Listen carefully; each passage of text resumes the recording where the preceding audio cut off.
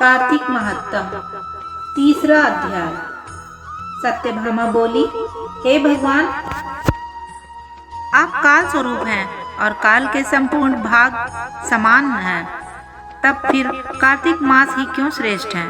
हे देव, सब तिथियों में एकादशी, सब महीनों में कार्तिक का महीना ही आपको प्रिय है। श्री कृष्ण जी बोले, हे कांते, तुमने अच्छा प्रश्न किया है। एकाग्रचित हो कर वेद के पुत्र पृथु और महर्षि नारद का संवाद सुनो। जिसे पहले पृथु ने नारद से पूछा, तब नारद जी ने कार्तिक मास की श्रेष्ठता कही। नारद जी बोले, पहले सागर का पुत्र शंख नामक राक्षस त्रिलोकी के मंथने में समर्थ हुआ।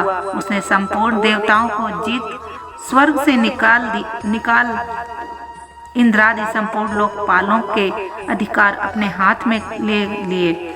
सब देवता उसके भय के मारे अपने अपने स्त्री पुत्र आदि को लेकर बहुत वर्ष तक सुमेरु पर्वत की गुफाओं में वास करते रहे।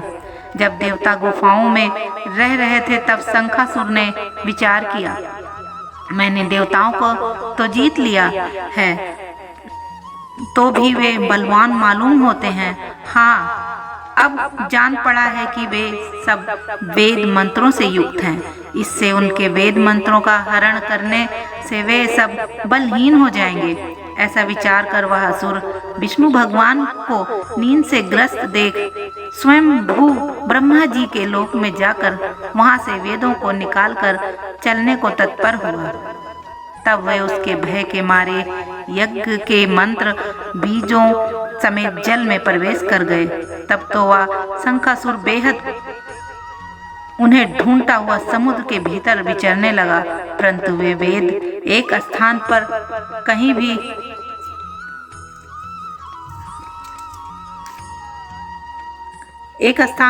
भी प्राप्त न हो।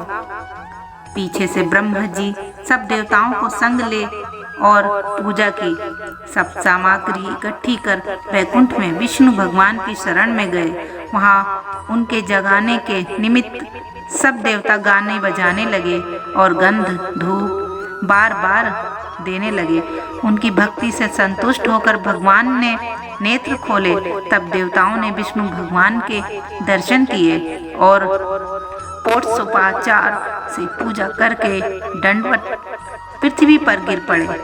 तब तो माधव भगवान उनसे कहने लगे, हे देवगण, मैं तुम्हारे भजन कीर्तन आदि कार्यों से प्रसन्न हुआ हूँ।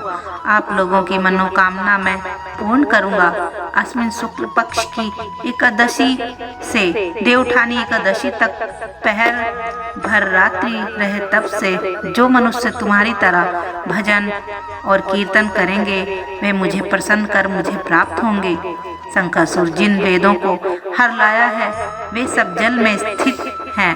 उन्हें मैं शंखासुर को मार कर लाऊंगा।